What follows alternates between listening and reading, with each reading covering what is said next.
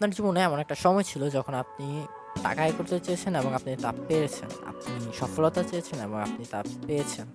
কিন্তু একদিন হঠাৎ নিয়মের পরিবর্তনের জন্য আপনার সেই কোটি টাকার ব্যবসা এখন শূন্য টাকায় হয়ে গেছে। এই ছোটখাটো পরিবর্তনের জন্য আপনার পুরো ব্যবসা শেষ। কিন্তু আপনি যদি এই পরিবর্তনের সাথে খাপ খাইয়ে বা মানিয়ে নিতে পারেন, তাহলে আপনার সেই কোটি টাকার ব্যবসা এখন লক্ষ কোটি টাকায় পৌঁছাতো। আমাদের জীবনে বেশিরভাগ সমস্যা হয় পরিবর্তনকে নিয়ে। কিছু মাস আগে আমি একটি বই পড়ছিলাম যার নাম হচ্ছে হু মুভ মাই চিজ। বইটি খুবই ইন্টারেস্টিং, কেননা এখানে যে শিক্ষাটা রয়েছে তা চারজন চরিত্রকে কেন্দ্র করে। প্রথমে যখন গল্পটি পড়বেন তখন আপনার মনে হবে, না এটা তো এমনি সাধারণ একটা গল্প, কিন্তু যদি আপনি বাস্তবতার সাথে মিলিয়ে দেখেন তাহলে আপনার পরিবর্তন মোকাবেলা করার পদ্ধতিগুলো খুঁজে পাবেন।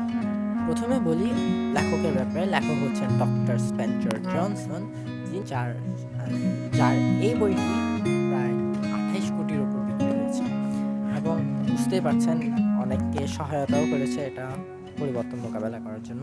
তো গল্পে আসি। গল্পে হচ্ছে কি, চারজন চরিত্র থাকে, চারজন চার রকম, এবং তাদেরকে কেন্দ্র করে এই গল্পটি লেখা।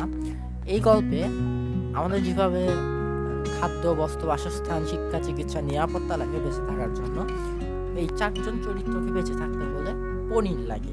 আর এই পনির খুঁজতে হলে আপনাকে মেজে যেতে হবে। মেজ নামক একটা জায়গা আছে, বা গোলকধাঁধা বা গুপ্তধাঁধা বলতে পারেন, সেখানে যেতে হয়।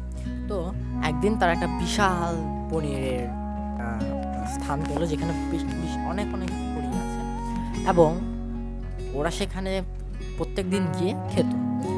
একদিন হঠাৎ সে পনির শেষ হয়ে গেল। হঠাৎ না, কারণ আছে, পনির শেষ হয়ে গেল।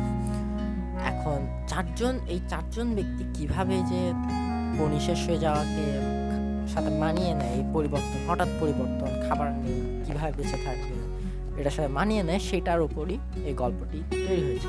গল্পের মধ্যে প্রধান চরিত্র হচ্ছে হদ, যার দৃষ্টিভঙ্গি থেকেই আমাদেরকে গল্পটা দেখানো হবে, এবং বলতে গেলে চারজন চারভাবে কিন্তু পরিবর্তনের সাথে মানিয়ে নেয়। বইটা আপনারা পড়ে নেন। আমি শুধু বলবো শিক্ষণীয় বিষয়গুলো বলতে যাচ্ছি। তো প্রথমটা হচ্ছে, the more important your cheese is to you, the more you want to stick with it. অর্থাৎ আমাদের জীবনে যে বস্তুটা খুবই গুরুত্বপূর্ণ, আমাদের কাছে খুবই প্রিয়, সে বস্তুটাকে আমরা হারাতে চাই না। হারানোর যে ভয়, এটা আমাদের মাথায় সবসময় কাজ করে। এই হারানোর একটা যে মাথায় কাজটা করছে, এই জন্য আমরা কখনো সে বস্তুকে হারাতে চাই না। এবং এখান থেকে আমাদের আরেকটা প্রশ্ন আসে, সেটা হচ্ছে কি, আপনি যদি ভয় না পেতেন কোনো কিছুকে, তাহলে কি হতো? আপনি যদি ভয় না পেতেন তাহলে আপনার কেমন লাগতো? আসলে বিষয়টা হচ্ছে কি, লেখক বলেছেন যে আমাদের বাস্তব জগতে আমাদের মনে যে ভয় তৈরি হয় একটা বস্তুকে হারানো নিয়ে, সেটি বাস্তব জগৎ বা বাস্তব সমস্যা হতেও বেশি খারাপ। সে কারণে লেখক বলেছেন, the fear you build up in your mind is worse than the actual situation. এখন আমরা পরিবর্তন মোকাবেলায় কি করতে পারি? হ্যাঁ, তো পরিবর্তন মোকাবেলায় আপনি কি করবেন? পরিবর্তন মোকাবেলায় আপনি প্রথমে আস্তে আস্তে সে পরিবর্তন আসছে যে, সেটা আপনি দেখবেন যে আসছে কি আসছে না। আপনাকে যখন বলা হয় সামনে পরীক্ষা, আপনি পরীক্ষার জন্য প্রস্তুতি নেন, স্কুল পরীক্ষা যেটাই বলে, এবং পরীক্ষার সময় আপনি তেমন খারাপ করেন না। প্রস্তুতি নেওয়ার ফল অনেকে খারাপ করে, কিন্তু আপনি খারাপ করেন না। এবং আপনি নিজের মনকে আস্তে আস্তে সেই পরিবর্তনের সাথে খাপ খাওয়ানো বা মানিয়ে নেওয়ার জন্য নিজের মনকে মানিয়ে নেবেন, এবং নতুন নতুন পদ্ধতি খুঁজবেন, নতুন নতুন পদ্ধতি ব্যবহার করবেন যেন পরিবর্তনের সাথে আপনি মানিয়ে নিতে পারেন। আর পৃথিবীতে ঘুরবেন, পৃথিবীতে দেখবেন।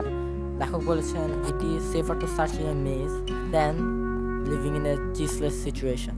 আপনি আপনার কাছে টাকা না থেকে যে আপনি বসে আছেন, আফসোস করছেন যে আমার কাছে টাকা নেই, এগুলো যে আপনি বসে থাকবেন, তার থেকে আপনি যে টাকা নেই এই বলে আপনি কাজ করতেছেন যেন টাকা পান, সেটা আরও ভালো। আপনি যখন খুঁজবেন এবং মজা পেতে শুরু করবেন, আপনি দেখবেন পরিবর্তনের সাথে খাপ খাওয়ানোটা সোজা হয়ে গেছে। তো আমি শেষে একটু বই থেকে ব্যবহার করে আমি বলতে চাই যে কীভাবে পরিবর্তনের সাথে আসলে মানিয়ে নিতে হয়। তো লেখক যেভাবে পরিবর্তন মোকাবেলা পদ্ধতি বলে গেছেন, সেটা হচ্ছে কি, he envisioned himself in a realistic detail, finding something better much better. He reflected on the mistakes he had made in the past and used them to plan for his future. He knew that you could learn to deal with change. You could be more aware of the need to keep things simple, be flexible, and move quickly.